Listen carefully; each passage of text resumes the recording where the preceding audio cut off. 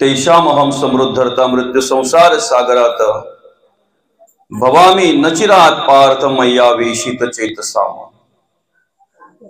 प्रस्तुत प्राप्त समय आजच्या या प्रवचन रूपी सेवेकरिता घेतलेला श्लोक गीतेतील अध्याय क्रमांक 12 आणि 12व्या अध्यायातील श्लोक क्रमांक 7।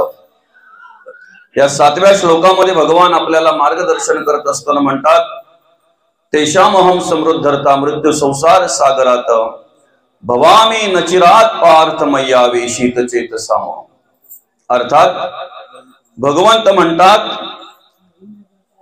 तुम्हाला जे जे मला शरण येतात अशा माझ्या भक्तांना मी या जन्म मृत्यूच्या रहाडगाड्यातून सहज सोडवितो बरं का। संसार रूपी भवसागरामध्ये त्यांना सहज मी तारतोय, तरण्यासाठी सामर्थ्य देतोय, बळ देतोय। पण कधी भवामी नचिरात पार्थ मय्या वेशित चेतसाम। अर्थात तुम्ही जर मला चित्त अर्पण केलं, तुम्ही जर मला फक्त तुमचं चित्त दिलं तर तुम्हाला मी या जन्म मृत्यूच्या रहाडगाड्यातून सोडविणार, आणि एवढंच नाही तर संसार रूपी भवसागरामध्ये तारण्यासाठी बळ देणार, तारणार। फक्त देवाला आपण काय अर्पण करायचंय? चित्त अर्पण करायचंय। आणि म्हणून कुठलंही कार्य करायचं झालं तर माणसाचं चित्त ठिकाणावर पाहिजे।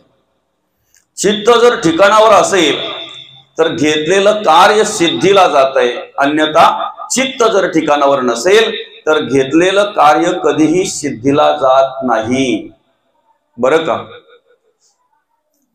मुलाने अभ्यास करायचं म्हटल्यानंतर आपण बोलतो हा 2-2, 3-3 तास बसतोय, पण याचं चित्त ठिकाणावर नाही। म्हणजे मुलाने अभ्यास करताना सुद्धा अभ्यासाच्या वेळी त्याचं काय ठिकाणावर पाहिजे? चित्त। त्याचं अर्ध लक्ष मोबाईलकडे आणि अर्ध लक्ष जर अभ्यासात असेल, पुस्तकात असेल, चित्त जर त्याचं ठिकाणावर नसेल तर सांगा केलेला अभ्यास होईल का? त्याचा पाठांतर होईल का? त्या अभ्यासाचा त्याला काही उपयोग होईल का? त्या वेळेचा त्याला काही उपयोग होईल का? नाही बरं का। तुम्ही कोणतंही कार्य करायचं म्हटल्यानंतर त्या ठिकाणी तुमचं चित्त ठिकाणावर पाहिजे। आपण बोलतो की नाही, राजधन आहे, काय म्हणतो आपण? राजधन आहे, खाता संपणार नाही, पण संसारावर त्यांचं चित्त नाही। कितीही जरी असेल आणि तुमचं संसारावर चित्त नसेल तर तो संसार सुद्धा तुमचा सिद्धीला जात नाही, अर्थात तो संसार सुद्धा संसार होत नाही, त्याचा बाजार होतो बरं का। तसं परमार्थामध्ये माऊली म्हणतात, चित्त नाही नामी तरी ते व्यर्थ। तुम्ही नामचिंतन करताय, बराच वेळ झाला तुम्ही बसलेले आहात, तुमच्या हातात स्मरणिका आहे, देवाच्या प्रतिमेच्या पुढे, देवाच्या मूर्तीच्या पुढे तुम्ही बसलेले आहात, पण ते नामस्मरण करताना जर तुमचं चित्त ठिकाणावर नसेल तर तुम्ही किती वेळ नामस्मरण करता याला महत्व नाही। ते नामस्मरण करताना तुमचं चित्त ठिकाणावर आहे का बरं का। नाहीतर काही वेळेला काय होतंय, बाई गॅसवर दूध ठेवते बरं का, पण लक्ष असतंय देवघरात बसलेल्या, नामस्मरणाला बसलेल्या पुरुषाचं, त्याचं नामस्मरणाकडे लक्ष नसतंय। दूध ठेवलंय, 1 लिटर आणले, 70 रुपये खर्च करून आणलंय बरं का, आणि जरा कुठे असं उतू गेल्याचं त्याला आवाज आला नाही आला की जोरात ओरडतोय तो, अगं दूध उतू गेला बघ। हातात स्मरणिका आहे, देवघरात बसलेला आहे, काही समजतंय? कुठे बसलेला आहे? मी जो शब्द उच्चार करतोय ना त्याचा उच्चार तुम्ही करा बरं। कुठे बसलेला आहे? देवघरात बसलेला आहे। कुठे बसलेला आहे? देवघरात बसलेला आहे, देवघरात नाही। समजताय ना? देवघरात नाही, देव घरात बसलेला आहे। मग देव जर घरात बसलेला आहे तर देवाने घरामध्ये राहावं ना व्यवस्थित। देवघरामध्ये त्याचं चित्त कुठे पाहिजे? नामामध्ये पाहिजे। आणि नामामध्ये जर चित्त असेल, त्या घरात जर चित्त असेल तर निश्चित बसल्या जागी त्याच्यामध्ये परिवर्तन झाल्याशिवाय राहणार नाही। तो जे काही साधना करतोय त्याची फळ प्राप्ती त्याला झाल्याशिवाय राहणार नाही बरं का। आणि म्हणून कुठलंही कार्य करायचं म्हटल्यानंतर आपलं चित्त ठिकाणावर पाहिजे। भगवंताला तुम्ही किती फळ अर्पण करताय, तुम्ही किती सुगंधी अगरबत्ती लावताय, तुम्ही तुपाचा दिवा लावताय की पामतेलाचा लावताय, याच्याशी देवाला गरज नाही बरं का। कारण देवाला काय आवडतंय याची ओळख या 12व्या अध्यायामध्ये दिलेली आहे.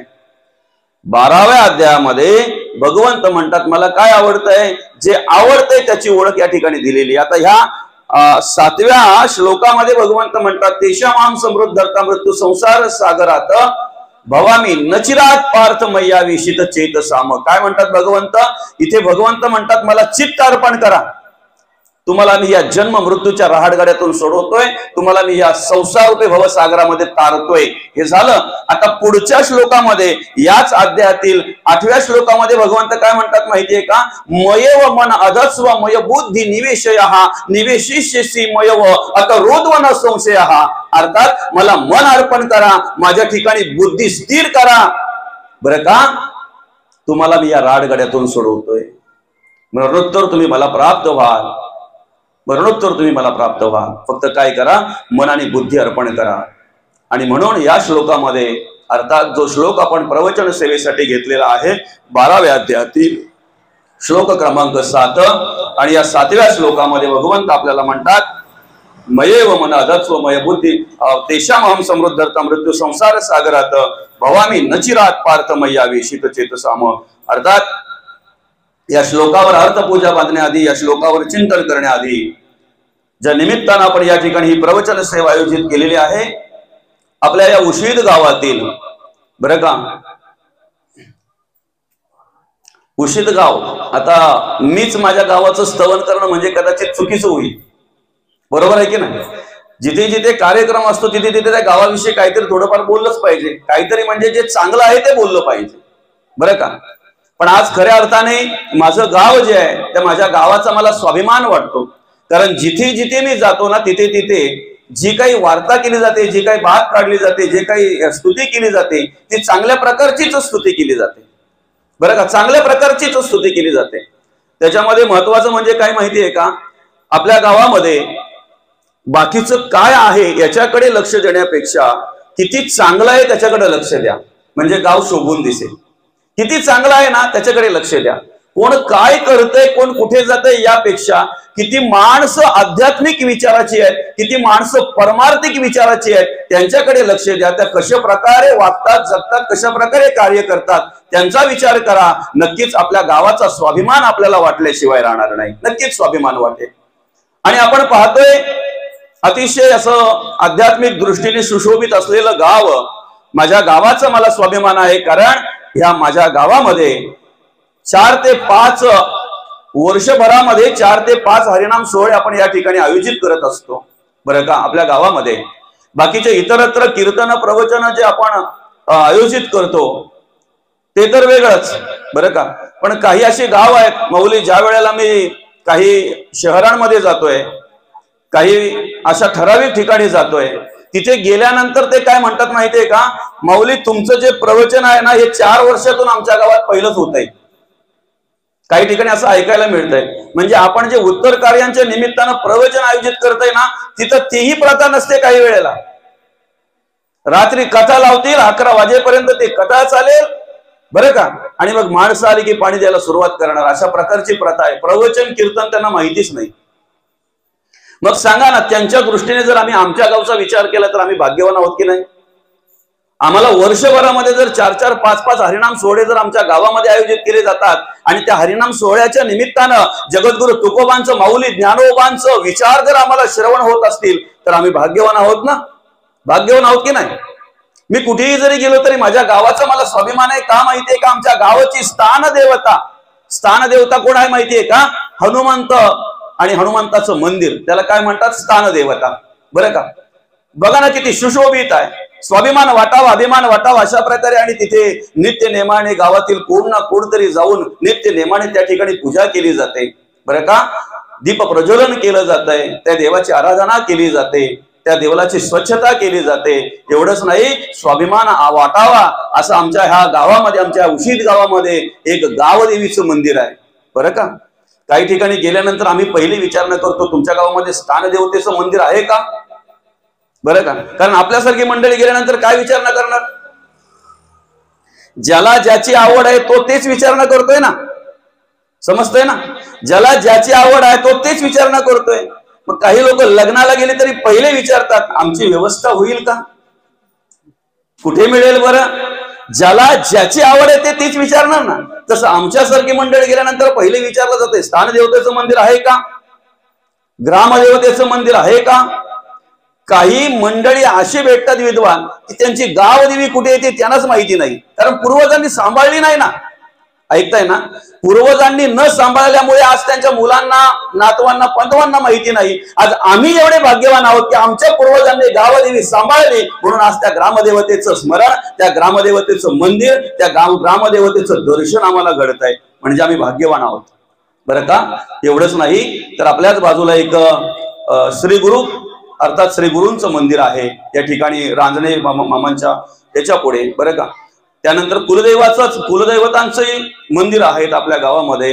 त्याच्या पलीकडे पाहायला गेलं तर आज एक 2-4 दिवसापूर्वीच आपल्या ग्रामस्थांच्या सहकार्याने बरं का एक विठोबा रखुमाईचं भव्य दिव्य असं मंदिर आपण या ठिकाणी स्थापन केलं. आणि खऱ्या अर्थाने आपल्या वर्षभराच्या कार्यक्रमांमध्ये तो एक कार्यक्रम अजून समाविष्ट झाला, वर्धापन दिन. याच्या पुढे चालू झाला ना बाबा, आहे की नाही, तो करावाच लागणार आहे आपल्याला. आणि त्याच्या निमित्तानं का नाही होईना पण अजून आम्हाला प्रवचन श्रवण होणार आहे, त्याच्या निमित्तानं का नाही होईना पण आम्हाला आज कीर्तन श्रवण होणार आहे बरं का. मग अशा प्रकारे ज्या वेळेला आध्यात्मिक विचाराची झालर माणसाच्या गावाला असते ना, ज्या गावाला असते ना, ते गाव शोभून दिसत असतंय. म्हणून आपण कधी विचार काय करायचा माहितीये का, आमचं गाव इतकं सुंदर आहे, एवढं चांगलं आहे, जर चांगल्या माणसांचा विचार केला तर चांगला आहे. मग तोच विचार करूया ना. समोरच्या माणसाकडे किती वाईट गुण आहेत हे पाहण्यापेक्षा किती चांगले गुण आहेत ते बघा, आणि त्याचा जर आम्ही अभ्यास केला तर नक्कीच तो माणूसही आम्हाला चांगला वाटेल, ते गावही आम्हाला चांगलं वाटेल. अशा प्रकारे आध्यात्मिक दृष्टीने आमच्या गावातील बरं का, आध्यात्मिक दृष्टीने आमचं गाव सुशोभित असलेलं हे उशीद गाव, आणि ह्या उशीद गावातील हे वाघेरे परिवार बरं का, हे वाघेरे परिवार. आणि वाघेरे परिवारातील नावातच पांडुरंग आहे त्यांच्या, आहे की नाही. बघा ना पूर्वीची नावं किती चांगली, आहे की नाही. पांडुरंग, वडिलांचं नाव नारायण, खूप काही सांगून जाते ना आपल्याला. काय पांडुरंग नारायण वाघेरे बाबा. आणि ह्या बाबांना अर्थात सोमवार दिनांक 3 फेब्रुवारी 2025 रोजी देवाज्ञा झाली. त्यांचं वृद्धापक काळाने निधन झालं आणि त्यांच्या उत्तर कार्यांच्या निमित्तानं आपण या ठिकाणी ही प्रवचन सेवा आयोजित केलेली आहे. बाबांनी अतिशय काबाड कष्ट केले, अतिशय काबाड कष्ट केले. आता ही मंडळी आता या ठिकाणी जर राहायला आली असेल तर याच्या आधी पाटील मामा असतील, आम्ही असू, तिथे अजून रामबाबा असेल, आमच्या घराच्या जवळच राहायचे ते. त्यामुळे ह्या मंडळीला अगदी जवळून पाहण्याचा योग आलेला आहे, अगदी जवळून बघितलेले नवे आम्ही एकत्र खेळलेलो आहेत, एकत्र राहिलेलो आहेत, यांची मुलं आणि मी. त्यामुळे अतिशय जवळून पाहण्याचा योग आलेला आहे की या माणसांनी किती कष्ट केले, या माणसांनी किती मेहनत केली आणि कशा पद्धतीने आपल्या मुलांचं, आपल्या मुलींचं संगोपन केलं बरं का. एक आदर्शयुक्त उदाहरण ज्या वेळेला आम्ही समाजामध्ये प्रबोधन करत असताना कधीतरी म्हणतोय की एखाद्याला धर्म कार्य जर करता येत नसेल तर गप्प बसा, पण धर्म कार्याला विरोध तरी करू नका. पांडुरंग मामांच्या बद्दल जर सांगायचं झालं तर काबाड कष्ट केले, राबले. परिस्थिती अशी होती की ज्या दिवशी कामाला जातील त्या दिवशी काम करून जे 2 पैसे मिळतील, 4 पैसे मिळतील, त्याच्यावरच त्यांचा उदरनिर्वाह चालायचा. त्यामुळे इतरत्र नको त्या गोष्टी करायला ह्या मंडळीला वेळच उरला नव्हता. कळतंय ना. कोणाचा द्वेष करणं, कोणाचा मत्सर करणं, कोणाशी भांडण करणं, कोणाशी तंटा करणं हा स्वभावच नव्हता त्यांचा बरं का. अतिशय चांगल्या पद्धतीने जगले, अतिशय चांगल्या पद्धतीने वागले. मी म्हणेन कधीही कुठल्याही प्रकारे धर्म कार्याला विरोध करताना ते दिसले नाहीत. कुठल्याही प्रकारे त्यांच्या मनामध्ये धर्म कार्याविषयी द्वेष, मत्सर, तिरस्कार कधीही पाहायला मिळाला नाही. त्यांच्या आयुष्यामध्ये जे काही त्यांना चांगलं करता आलं तेवढं त्यांनी चांगलं केलं, चांगले जगले, आदर्शयुक्त बाप म्हणून त्यांनी कार्य केलं. कारण ज्या वेळेला आपल्या मुलीचं लग्न जमवताना बापाच्या पायामध्ये चप्पल राहत नव्हती असं म्हणतात, बरोबर आहे की नाही. बापाच्या पायाला कातडी राहत नव्हती असं म्हणतात. त्या काळामध्ये 3-3 मुलींची लग्न करायची आहेत म्हटल्यानंतर काय त्रास सहन करावा लागला असेल ते त्या बापालाच माहिती. जशी परिस्थिती असेल, जशी वेळ आली तशा पद्धतीने राहण्याचा, जगण्याचा विचार त्यांनी केला. आपल्या मुलांवर चांगल्या प्रकारचं संगोपन केलं, चांगल्या प्रकारचे संस्कार केले आणि संस्कार केले म्हणून त्यांच्या तिन्ही मुली जिथे दिल्या तिथे चांगल्या प्रकारे वागतात, चांगल्या प्रकारे राहतात, चांगल्या प्रकारे त्या घराला घरपण देण्याचं काम करतात. त्यांची दोनही मुलं अर्थात बबन दादा असतील, बाळा दादा असतील, अर्थात बबन अर्थात त्याला पण बंधू म्हणतो, दोघांना दोन नाव आहेत, बबन बंधू. बाळा ज्याला म्हणतोय रघुनाथ, आलं का लक्षात. त्याच्यानंतर आमची अणू आका असेल, आमची अंजन आका असेल, त्याचप्रमाणे आमची बेबी आका असेल, त्याचप्रमाणे आपली बाईताई असेल, बरं का. तर अतिशय चांगल्या प्रकारे ह्या मंडळीने कार्य केलं आणि या ठिकाणी अनेक मंडळी श्रवणाला आहेत, बरं का. मी अंतिम संस्काराच्या वेळी म्हटलं होतं, श्रद्धांजलीच्या वेळेला, की मी कुठेही गेलो ना की ह्या दोन माणसांची प्रवचनातून स्तुती करत असतो, प्रवचनातून कुठेही गेलो तरी. दोघांची नावं बघा कशी आहेत, पांडुरंग आणि पत्नीचं नाव भीमाबाई आहे की ना. नावावर नंतर बोलू आपण, पण कुठेही जरी गेलो तरी या दोन माणसांची मला आठवण यायची. कारण का माहितीये का, आई वडिलांची सेवा कशा प्रकारे करायची या गोष्टीवर बोलत असताना आई वडिलांनी मुलांची मुलीची सेवा कशा प्रकारे करावी या गोष्टीवर बोलण्याचा मोह मला आवरत नव्हता. आणि ज्या वेळेला आई वडिलांनी मुलीची सेवा कशा प्रकारे करावी हे उदाहरण ज्या वेळेला द्यायचं यायचं, त्यावेळेला आमचा पांडुरंग मामा आणि भीमा आका यांचं नाव घेतल्याशिवाय मला राहवत नव्हतं. मी कितीही लांब जाऊ द्या, कुठेही जाऊ द्या, पण तिथल्या मंडळीला स्वाभिमानाने सांगायचो की आजही माझ्या बरोबर चला. गेली 30-35 वर्ष एका लहान मुलगी, अर्थात 30-35 वर्षाची मुलगी जी लहानपणापासून अपंग आहे, त्या मुलीची सेवा वृद्ध झालेले आई वडील कशा प्रकारे करतात ते माझ्या बरोबर चला मी आजही तुम्हाला दाखवतोय. खंत अशी वाटते की आतापर्यंत दोघांचं नाव घ्यायचो, याच्या पुढे मात्र त्यातला एक बाप नावाचं दैवत निघून गेलेलं आहे, बाप नावाचं दैवत निघून गेलेलं आहे. अर्थात अशा गेली कित्येक वर्ष अतिशय चांगल्या प्रकारे या ठिकाणी कार्य केलेले आपले पांडुरंग मामा, सृष्टीच्या नियमाप्रमाणे वृद्धापकाळाने त्यांचं निधन झालं. आणि खऱ्या अर्थाने आमचं बबन दादा असेल, रघुनाथ दादा असेल, अर्थात बंधू असेल, बाळा असेल, यांचं पितृक्षेत्र हरपलं. आमच्या अणुआका असतील, अणुताई असतील, त्याचप्रमाणे अंजनाताई असतील आणि देवीताई असतील, बाईताई असतील, यांचे पितृक्षेत्र हरपलेलं आहे, बरं का. खरं तर पितृक्षेत्र हरपल्यानंतर काय दुःख असतंय ते त्या मुलांनाच माहिती असतंय, मुलांनाच माहिती असतंय. पण सगळ्यात मोठं दुःख जर असेल तर माझ्या अकाला, त्याला, अर्थातच आमच्या भीमा अक्काला. कारण ज्या वेळेला एखादा पती आपल्याला सोडून जातो त्यावेळेला बाईला काय दुःख होत असेल ते तिचं तिलाच माहिती असो. अशा प्रकारे अतिशय चांगल्या प्रकारे वागणारी जगणारी ही माणसं, बरं का. आणि वृद्धापकाळाने पांडुरंग नारायण वाघेरे यांचं निधन झालं. त्यांच्या उत्तरकार्यांच्या निमित्तानं आपण या ठिकाणी ही प्रवचन सेवा आयोजित केलेली आहे. नावच खूप काही सांगून जाते, ज्याच्या नावातच पांडुरंग आहे, बरं का. त्यांनी त्याचप्रमाणे कार्य केलं, त्याचप्रमाणे जगले वागले. गावामध्ये जर कुठे काही कार्यक्रम असेल तर तिथे जाऊन एका कोपऱ्यामध्ये कुठेतरी बसावं, त्या कार्यक्रमामध्ये सहभाग घ्यावा, बरं का. कुठल्याही प्रकारचा द्वेष नाही, मत्सर नाही, तिरस्कार नाही. जीवनाचा आनंद घेतला त्यांनी जेवढा घेता येईल तेवढा. पण खऱ्या अर्थाने अशी काही माणसं आम्हाला समाजामध्ये पाहायला मिळतात, त्यांच्या आयुष्यापासून, त्यांच्या आयुष्यामध्ये सुरुवातीपासून ते शेवटपर्यंत संघर्षच पाहायला मिळतो, बरं का. संघर्षच पाहायला मिळतो. सुरुवातीपासून ते शेवटपर्यंत त्यांच्या आयुष्यामध्ये कष्ट कष्ट कष्ट कष्ट आणि कष्टच पाहायला मिळतात. पण त्या माणसांचा आम्हाला स्वाभिमान का वाटतो माहितीये का.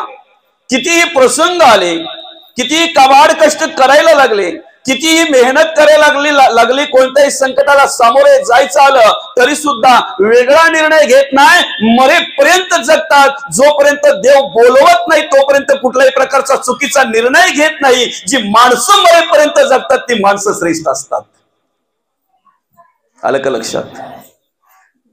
एखादा प्रसंग आला म्हणून आत्महत्या करणारी माणसं आम्हाला अनेक पाहायला मिळतात. एखादं संकट आलं म्हणून आत्महत्या करणारी माणसं अनेक आम्हाला पाहायला मिळतात. ज्यांच्या वाट्याला फक्त दुःख दुःख आणि दुःखच आलं, ज्यांच्या वाट्याला फक्त कष्ट कष्ट आणि कष्ट चाले अशी माणसं काही वेळेला जीवनाला त्रासून, जीवनाला कंटाळून आत्महत्या करणारी माणसं आम्हाला अनेक पाहायला मिळतात. पण ह्या माणसांकडे बघितल्यानंतर जगण्याची स्फूर्ती निर्माण होते, जगण्याचा मार्ग मिळतो की अरे किती संघर्ष असावा जीवनामध्ये, किती कमाल कष्ट करावे जीवनामध्ये. आणि काहीही जरी झालं तरी आपल्याला जोपर्यंत देव बोलवत नाही, जोपर्यंत आपल्याला मृत्यू येत नाही, तोपर्यंत जगण्यासाठी धडपडावं, जगण्याचा मार्ग शोधावा. अशा प्रकारे एक आदर्श युक्त उदाहरण म्हणजे या वाघेरे परिवारातील आमचे पांडुरंग मामा. बरं का, अतिशय गोड स्वभावाचे आणि त्याचप्रमाणे त्यांनी मुलांवर सुद्धा संस्कार केले. बबन असेल, काबाड कष्ट करणारी माणसं आहे. बरं का, रघुनाथ असेल, आपला बाळा असेल, मस्त की आता अगदी व्यवस्थितरित्या दोघेही व्यवस्थित झालेले आहेत. चांगल्या प्रकारे मेहनत करून, काबाड कष्ट करून 4 पैसे मिळवितात, त्यांच्या मुलांना सांभाळतात, आई वडिलांना सांभाळलं. याच्या पुढे आपली बाय असेल, आत्या असेल, यांच्याकडे सुद्धा लक्ष देतील. बरं का, आणि राहणार आहे. कारण का, आपल्या मुलांचा, आपल्या गावखेड्यावरील माणसांचा आपल्याला स्वाभिमान वाटतो. कारण का माहितीये का, शेवटपर्यंत आपण आपल्या आई वडिलांना सांभाळत असतो, त्यांच्याकडे लक्ष देत असतो. बरं का, आणि तीच तर संपत्ती आहे, तेच तर खरे संस्कार आहेत आपल्यावर, ती महत्वाची सेवा आहे. बरं का, देव सुद्धा बोलतोय, अरे माझी सेवा जर करायची असेल तर तुम्ही तुमच्या घरातून सुरुवात करा, तुमच्या आई वडिलांपासून सुरुवात करा. बरं का, आणि मग खऱ्या अर्थाने या ठिकाणी चांगल्या प्रकारे त्यांच्यावर संस्कार केले, चांगल्या प्रकारे जगता वागताना आपल्याला दिसतात. समाजामध्ये सुद्धा जिथे जिथे त्यांना जाता येईल, जिथे जिथे काही सहकार्य करता येईल, तिथे तिथे ते सहकार्य करत असतात.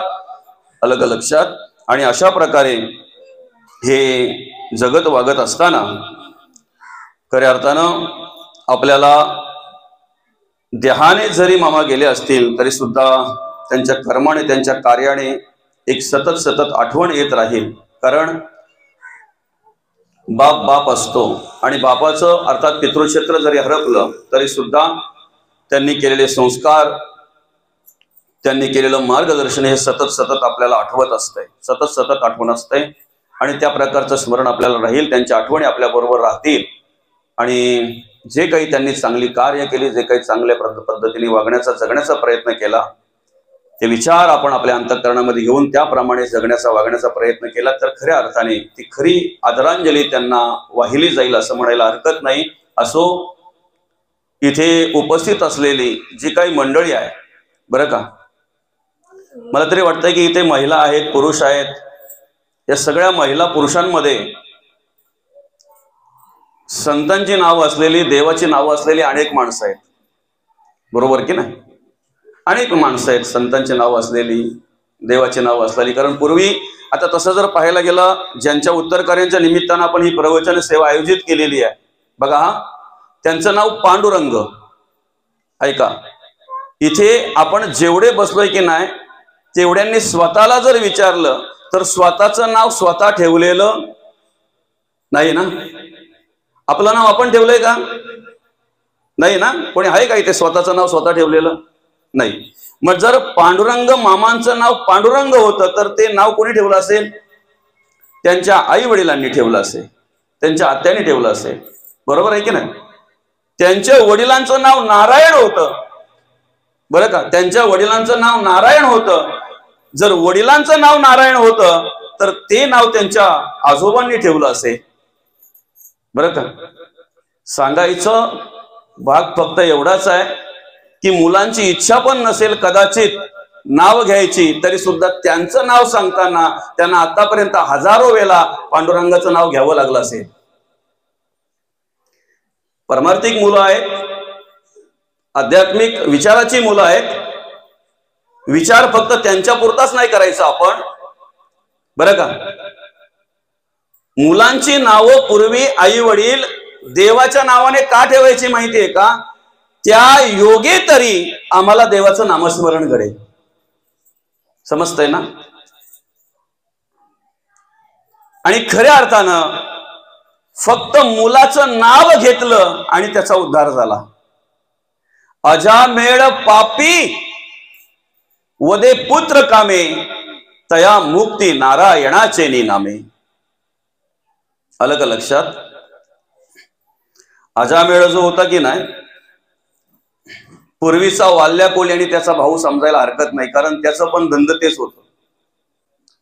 रस्त्यावर उभा राहायचा, वाटसरूंना लुबाडायचं, त्यांच्याकडे जे काय असेल ते घ्यायचं, त्याच्यावर आपला उदरनिर्वाह करायचा. कोण? अजामेळ. त्याला डिग्री दिली होती, त्याला उपाधी दिली होती, काय? पापी. आपल्याला जर कोणी पापी म्हटलं तर आपण ऐकून घेऊ माऊली? आपल्याला जर कोणी पापी म्हटलं तर आपल्याला चांगलं वाटेल?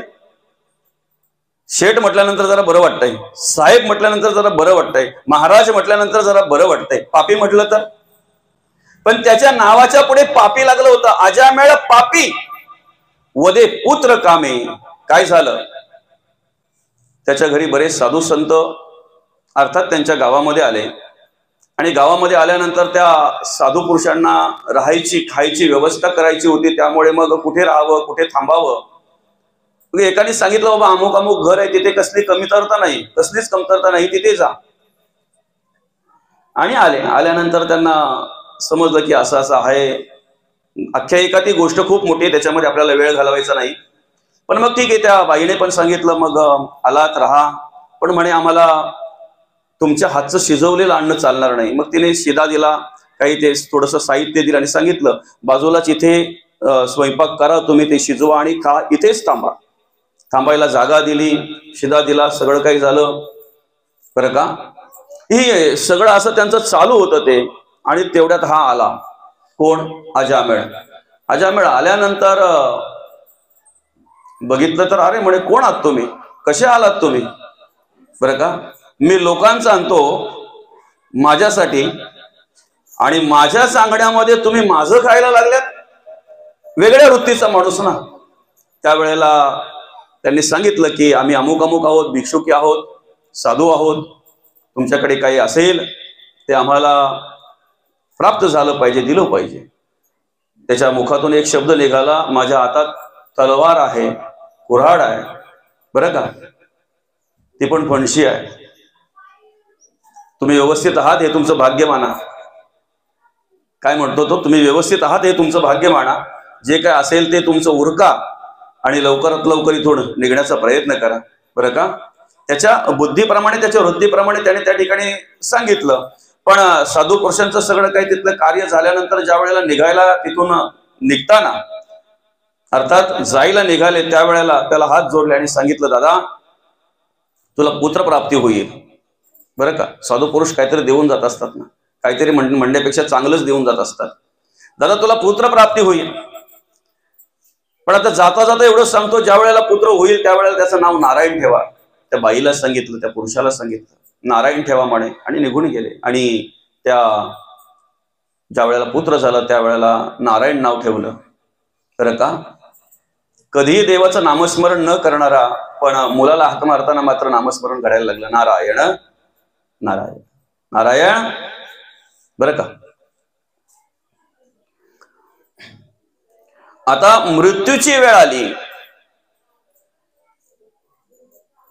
भरपूर वेदना व्हायला लागल्या, असह्य वेदना व्हायला लागल्या.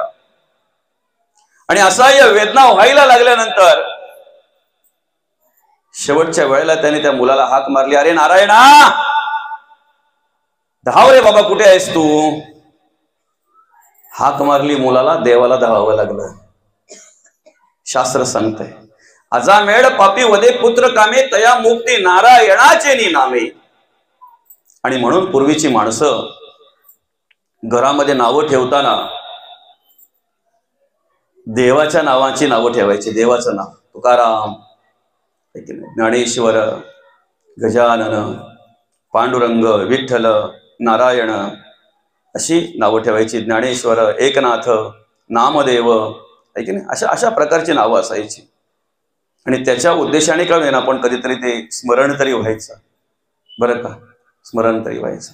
आताची नावं बरं का, जनाबाई, बहिणाबाई, मुक्ताबाई, आईसाहेबांचं नाव भामाबाई, भीमाबाई, ऐक, असे अनेक नावं असायची. आणि त्याच्या उद्देशाने का होईना पण त्या संतांचं स्मरण व्हायचं, आठवण व्हायची, स्मरण व्हायचं. आलं का लक्षात? आता जी लहान लहान मुलांची नावं जर आपण बघितली तर वृद्ध माणसांना घेता येत नाहीत. येतात? म्हाताऱ्या माणसांना बोलता येतात काही नावं आपल्या लहान लहान मुलांची? नाही. मग ते आपल्या टोपण नावानेच काहीतरी हाक मारतात. असू दे, हरकत नाही.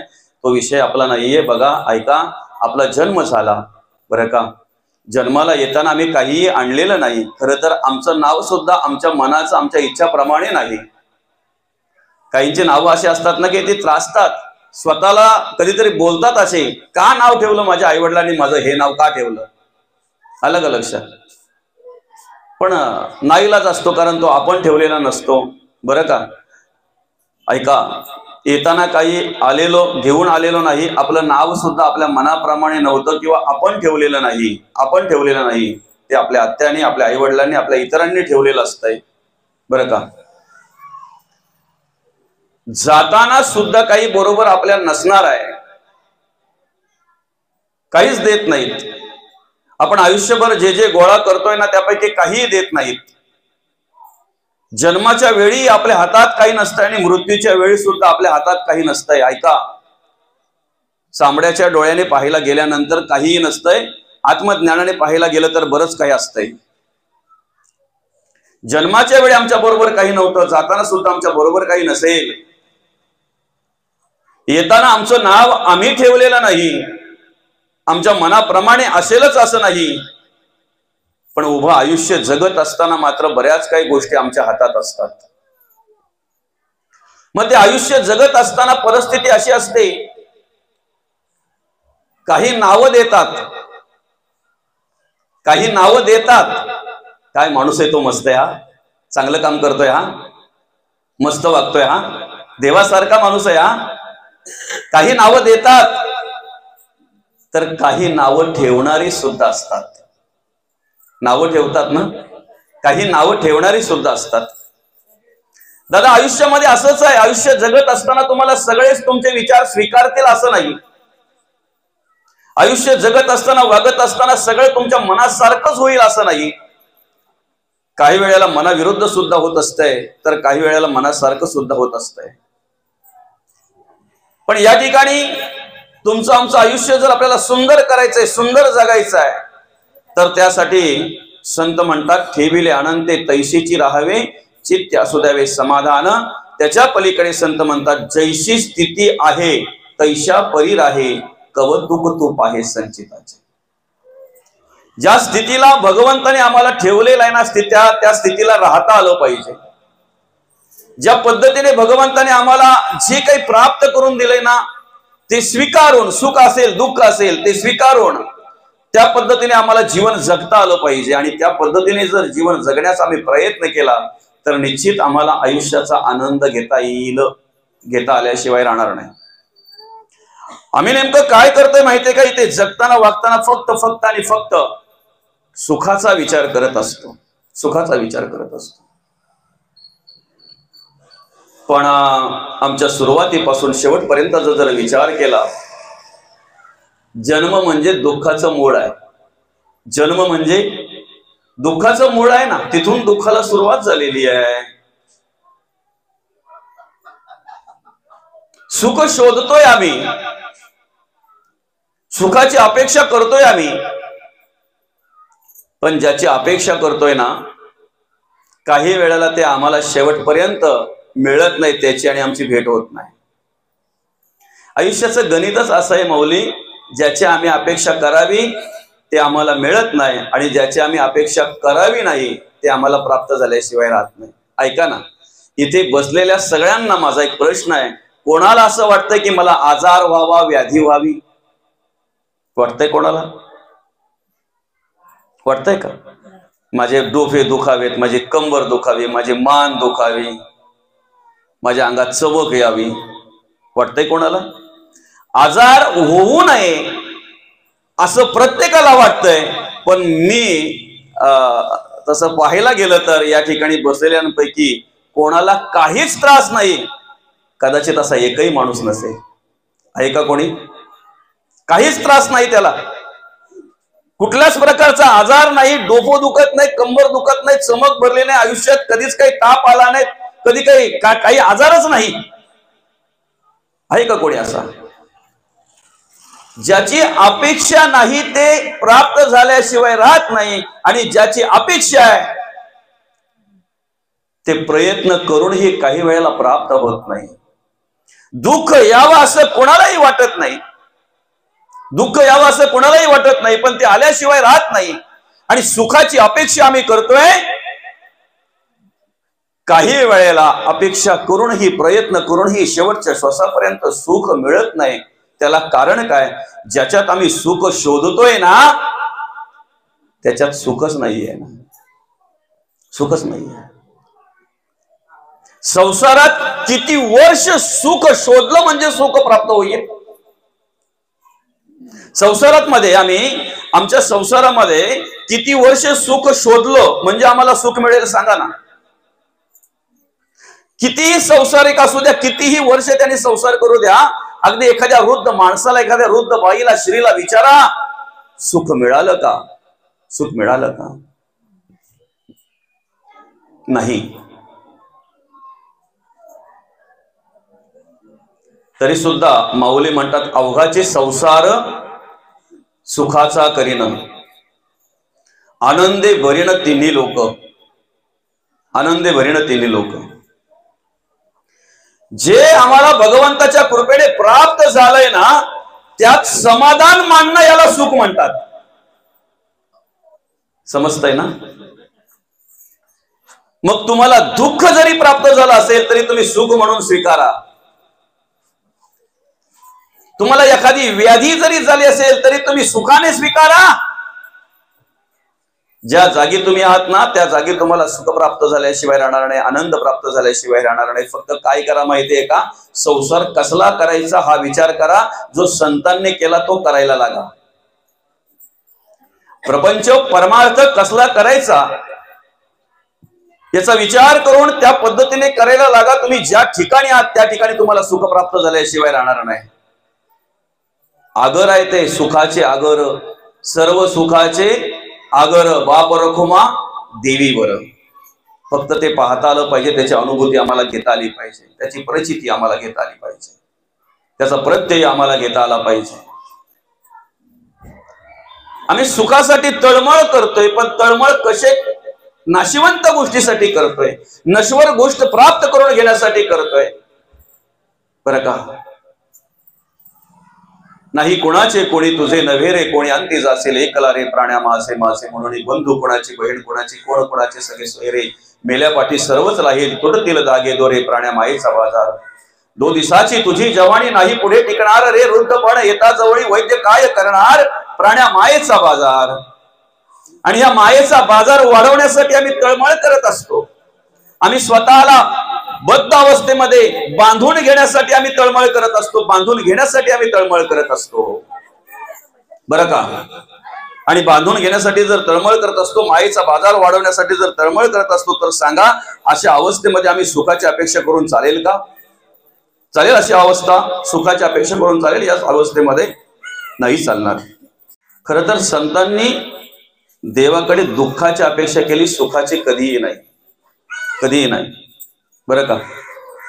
देवाकडे मागणी मागताना संतांनी बघा कधीतरी सुखाची अपेक्षा केली का?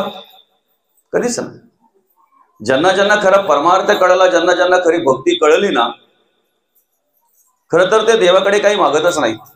संतांनी सुद्धा कधीच काही मागितलं नाही, कधीच काही मागितलं नाही. सुखही नाही आणि दुःखही नाही. जे मिळालं, जे प्राप्त झालं, ठेविले अनंत तैशीची राहावी चित्त असो द्यावे समाधान. जे मिळालं त्याच्यात समाधान मांडलं. साधं उदाहरण आहे. दुष्काळ पडला पहिल्या वेळी, त्यावेळेला जगद्गुरु तुकोबांकडे लाखो रुपयाची संपत्ती होती. त्यावेळेला 400 वर्षापूर्वी, ऐकताय ना? 400 वर्षापूर्वी त्यावेळेला जगद्गुरु तुकोबांकडे लाखो रुपयाची संपत्ती होती. पहिल्या वेळेला जेव्हा दुष्काळ पडला त्यावेळेला जगद्गुरु तुकोबांनी आपली कोठार खुली केली. ज्याला जे पाहिजे त्याला ते दिलं. सगळी संपत्ती वाटून टाकली, सगळी संपत्ती वाटून टाकली. ऐकताय?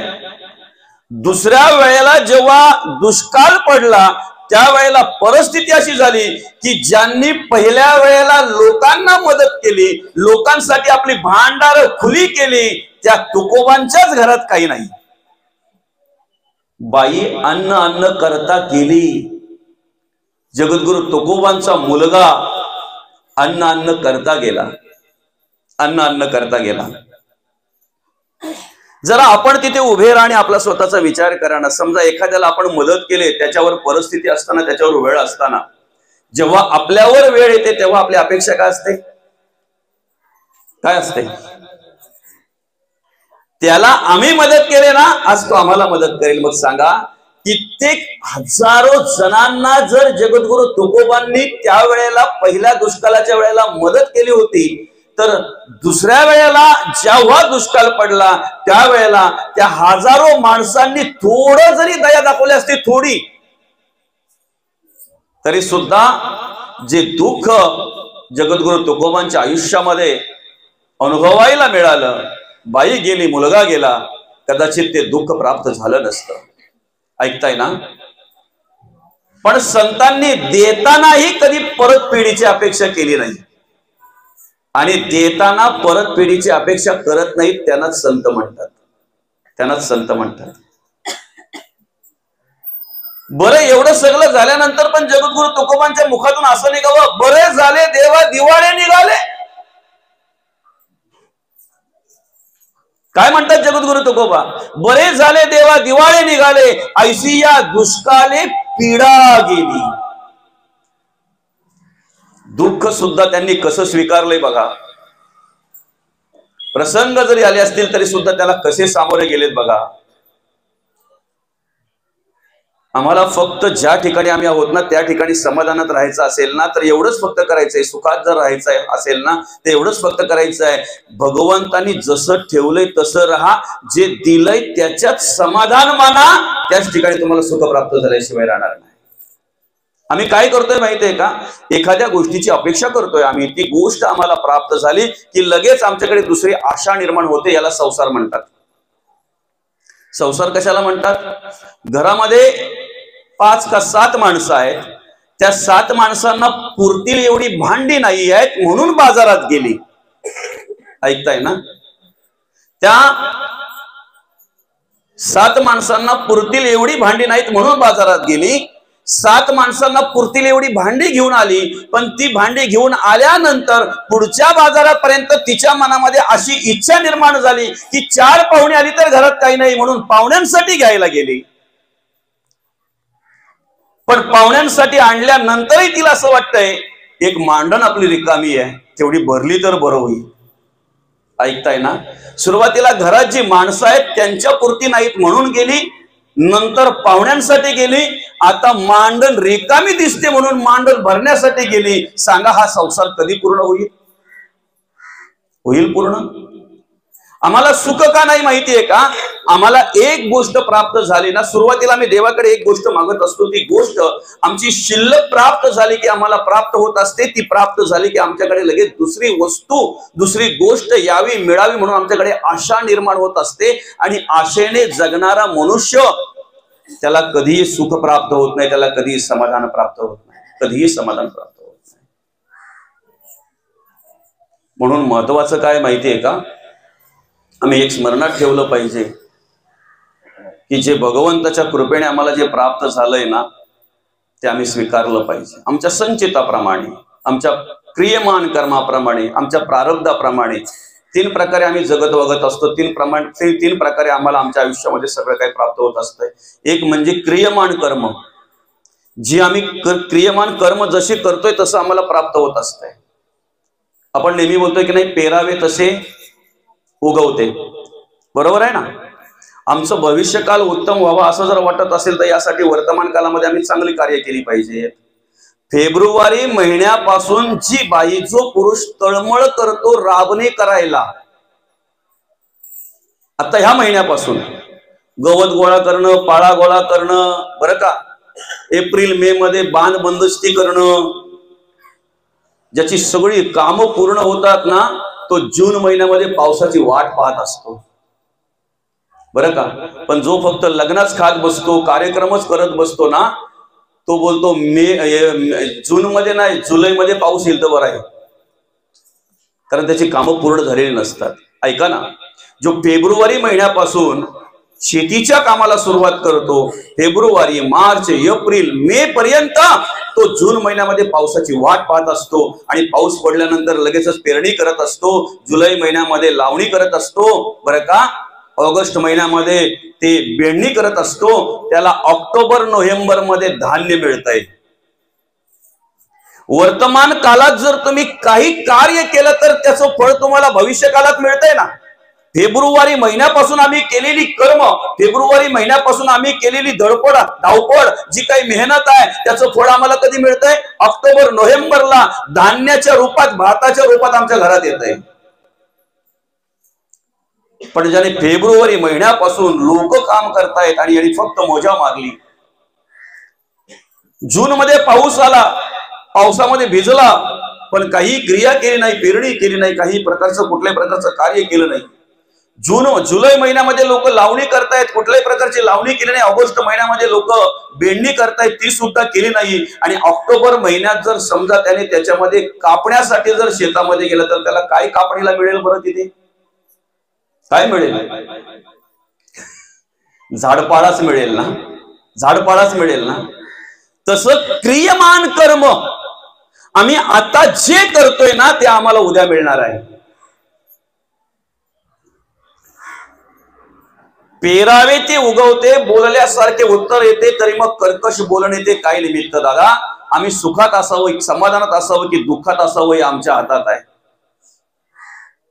आम्ही आयुष्यभर नुसता द्वेष, मत्सर, तिरस्कारच जर करत राहिलो तर आमच्या पुढे काय येणार आहे? समजतंय ना? हे असे, ते तसे, ह्यांचा असा, त्यांचा तसा, यांचं हे चाललंय, त्यांचं ते चाललंय. आणि तुम्हाला सांगू का, माणूस समोरच्या माणसाचा द्वेष तेव्हाच करायला लागतो जेव्हा समोरच्या माणसाच्या उंचीपर्यंत त्याला पोहोचता येत नाही ना, तेव्हाच खाली राहून तो त्याची निंदा करत असतो, नालिस्ती करत असतो. समोरच्या माणसाचे जे चांगले विचार आहेत, ते चांगले विचार जोपर्यंत आमच्या मनामध्ये आम्हाला पटत नाहीत ना, ते टोचले जातात. त्यावेळेला आमच्या अंतःकरणामध्ये त्या माणसाच्या चांगल्या विषयी, चांगल्या विचारांच्या विषयी द्वेष निर्माण होत असतो, मत्सर निर्माण होत असतो, तिरस्कार निर्माण होत असतो. आज समाजामध्ये अशी काही माणसं पाहायला मिळतात की समोरच्या माणसाकडे 99 चांगले गुण आहेत, त्या 99 चांगल्या गुणांचा विचार कधीच करणार नाहीत. पण एखादा जर काही वाईट गुण असेल ना, तर त्या एखाद्या वाईट गुणाचा अपप्रचार करणारी माणसं आम्हाला अनेक पाहायला मिळतात. त्याला कारण काय? 99 गुण त्यांना खपत नाहीत, पोचत नाहीत, पटत नाहीत. ऐकणाऱ्याने विचार करायचा आहे की हा एक गुण त्याचा घेऊन मिरवतोय, पण त्याचे 99 गुण याला काय माहिती आहेत? आणि सृष्टीचा नियम आहे, तुम्ही जे समोरच्याला देताय ना ते तुम्हाला परत मिळतंय. समजतंय का? काच समजून पाण्यात पडला, ठीक आहे, द्रौपदीला तिथे बोलायची गरज नव्हती. आंधे का बेटा आंधा, बरोबर आहे ना? जे दिलं तेच परत मिळालं ना, जे दिलं तेच परत मिळालं ना. वस्त्र हरण व्हायची वेळ आली, भगवंताचा धावा केला आणि भगवंताने वस्त्र पुरवली. पण ही क्रिया का घडली बरं? का घडली? बोलायची गरज नव्हती, तिथे बोलली ना. बरं का, तुमच्याकडून चुकून जरी एखाद्या वेळेला वाईट कर्म घडलीत ना, तरी सुद्धा त्याची फळप्राप्ती तुम्हाला भोगायला येतेच आणि भोगावीच लागते. बरं का, भोगावीच लागते. चुकून जरी वाईट कर्म घडली तरी. मला सांगा, दशरथाने बाण मारला, समजून मारला का चुकून लागला? काय हवनाचा कार्यक्रम होतो, यज्ञाचा कार्यक्रम होतो, त्या ठिकाणी त्यांना प्राण्याची गरज होती असं म्हणतात. आणि म्हणून प्राणी पाहिजे म्हणून तो मिळवण्यासाठी, तो आणण्यासाठी दशरथ राजा गेला जंगलामध्ये, वनामध्ये गेला. संध्याकाळची वेळ होती, थोडा अंधार पडला होता. बरं का, एका झाडावर दबा धरून बसले दशरथ राजा. बाजूला पाणवटा होता, पाण्याची जागा होती आणि पाणी पिण्यासाठी एखादा प्राणी येईल याचा विचार करत होते. तेवढ्यात पाण्याचा आवाज झाला आणि पाण्याच्या दिशेने, त्या आवाजाच्या दिशेने दशरथ राजाने बाण सोडला. किंचाळण्याचा आवाज आला आणि ज्या वेळेला बाण लागल्यानंतर किंचाळण्याचा आवाज आला त्यावेळेला दशरथ राजाला त्याच्या मनाला पटलं, वाटलं की हा आवाज प्राण्याचा नाही आहे, हा आवाज माणसाचा आहे. जाऊन पाहतोय तर श्रावणाच्या वर्मी बाण लागला होता, वर्मी बाण लागला होता. विचारलं, दादा कोण रे तू? सांगितलं म्हणे, मी माझ्या आई वडिलांना तीर्थाला घेऊन चाललोय रे, तीर्थयात्रा